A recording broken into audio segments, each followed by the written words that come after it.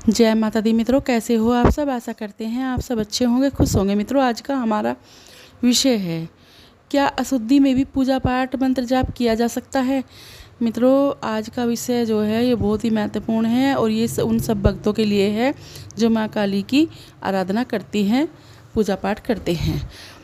देखिए मित्रों, सबसे पहले तो मैं आपको बताना चाहती हूँ कि ये जो विषय है ये खासकर औरतों के लिए बहुत ही खास जानकारी है। देखिए, जैसे औरतों ने 40 दिन की साधना उठाई है, या उन्होंने 21 दिन की उठाई है, या 11 दिन की उठाई है। अब इन 40 दिन में, 11 दिन में, 21 दिन में पता नहीं चलता कि कब अशुद्धि आ जाए। देखिए, अशुद्धि तो 30 के 28 के बीच में आनी ही आनी है। तो मैं आपको ये बताना चाहती हूँ, अगर आपने साधना उठाई है और आपको अशुद्धि आ जाए, पहली बात तो यह है, अगर अशुद्धि आ जाए तो आपको 6 दिन तक बिल्कुल भी अपने घर के मंदिर में हाथ नहीं लगाना है, ना जाना है, ना दिया जलाना है, दूर रहना है, क्योंकि उस समय अशुद्धि आ जाती है तो जो है ये कार्य पूजा पाठ का नहीं कर सकते। दूसरी बात ये है, जो आपने साधना उठाई है तो वो साधना आपकी, जब आपके 6 दिन ये पूरे हो जाएंगे, और जैसे मान लिया आपने 31 दिन की उठाई है या 40 दिन की उठाई है, तो ये जो आपके 6 दिन है उसमें से कटेंगे। जैसे 31 30 हो गए तो 30 के बाद 31 1 2, तो ये जो पूरे होंगे नहीं, ये 6 दिन आपके उसमें जाकर जुड़ेंगे। जुड़ने के बाद आपकी साधना पूरी हो जाएगी। तो इस तरह से आपकी साधना पूरी होगी। पर आप जो मंत्र जाप करते हो, जो भी पूजा पाठ करते हो, वो नहीं कर सकते। हाँ, अपने मन के अंदर कर सकते हो। आपको ऐसा लगे कि अब मैं क्या करूँ, मेरा मन नहीं मान रहा पूजा पाठ किए बगैर, पर मैं कर नहीं सकती, तो ये चीज़ें आपके साथ होंगी, ज़रूर होंगी। साधना आपकी भंग होगी, पर ये मत मानिए कि भंग हो गई है, नहीं होगी, क्योंकि ये जो 6 दिन आपके हैं ये कट हो जाएंगे। जब दोबारा से जो आप जब साधना शुरू करोगे तो ये 6 दिन उसमें जुड़ेंगे, उसमें से मतलब कट गए हैं, कटने के बाद ये फिर उसमें जुड़ जाएंगे। तो जुड़ने के बाद आपकी साधना पूरी हो जाएगी।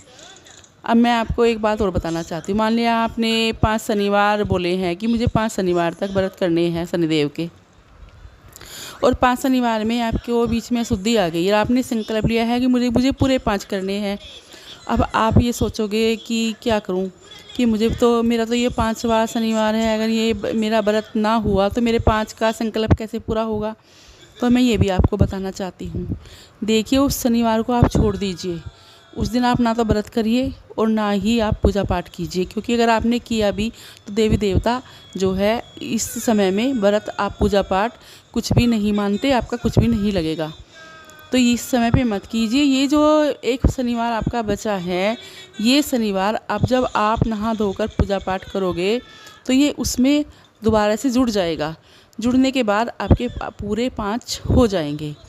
और जब आपके 5 हो जाएंगे तो आपको जो है क्या करना है कि 5 काले कुत्तों को जो है 5 काले कुत्तों को तेल की रोटी एक तरफ से आप सेकोगे, एक तरफ से नहीं सेकोगे, एक तरफ से कच्ची होगी, वो उसमें आप तेल लगाकर सरसों का 5 काले कुत्तों को खिला देना, कि जिससे कि आपका एक शनिवार छूटा है ना। क्योंकि शनिदेव तो जो है महानायक हैं और जो है रुष्ट बड़ी जल्दी होते हैं, तो मैं उनके प्रकोप से डर बहुत लगता है सभी को। तो मैं इसीलिए आपको बता रही हूँ, 5 कुत्तों को ये 5 रोटी आपको खिलानी है शनिवार की सुबह को, कच्ची। एक तरफ से आपको रोटी को पकानी है, और जिस तरफ आपकी रोटी कच्ची होगी उस तरफ सरसों का तेल लगाना है।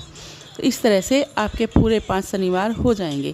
और जो आपने साधना उठाई है वो आपको ऐसे ही करनी है सेम। ये 6 दिन आपके उन दिनों में जुड़ेंगे जो आपके घटकर कम हो गए हैं। उसमें फिर आप ऐसे ही अपनी पूजा पाठ, अपनी साधना, मंत्र जाप जो भी आपने किया है, जो भी उठाया है, वो आप करोगे तो उसमें आपके पूरे हो जाएंगे। तो मैं आपको ये चीज़ें इसलिए बता रही हूँ कि औरतों के दिमाग में ना बहुत ही ज़्यादा टेंशन हो जाती है इन चीज़ों को सोच के, कि अब हम क्या करें, अशुद्धि में हम पूजा पाठ करें ना करें, तो परेशानियाँ बहुत ज़्यादा हो जाती है। मान लिया नवरात्रों का व्रत कर रहे हैं, और नवरात्रों का व्रत हम पूरे भाव से कर रहे हैं, बहुत ही उत्साह से कर रहे हैं, और बीच में आ जाए अशुद्धि, अब क्या होगा। ये नवरात्रि तो आगे बढ़ेंगे नहीं, तो क्या होगा, महामाई की, हम महारानी की पूजा कैसे करें, और लड़कियां कैसे जिमाएं, कन्या पूजन कैसे करें। तो आप जो है उस समय में इन व्रतों को छोड़ दीजिए। आप इन व्रतों को छोड़कर आप जो 14 आने वाली है, 14 को आप जो है कन्या जी माँ ये पूरे दिन का व्रत कीजिए। पूरे दिन का व्रत कर कर जो आप अपनी दुर्गा सप्तशती की किताब पढ़ते हैं या दूसरी पढ़ते हैं, वो जो किताब है अपनी अपनी कथा उस दिन पूरी कीजिए। और पूरी करने के बाद जो है आप अपना शाम के समय व्रत खोलिए।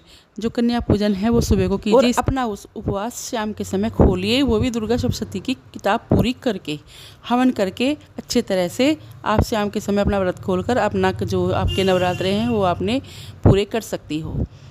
तो मित्रों ये कुछ जानकारी थी जो मैंने आपको दी है। अब मैं आपसे विदा लेती हूँ और मिलती हूँ नई जानकारी के साथ। आशा करती हूँ आपको मेरी वीडियो पसंद आई होगी। जय माँ काली, जय माँ दुर्गे।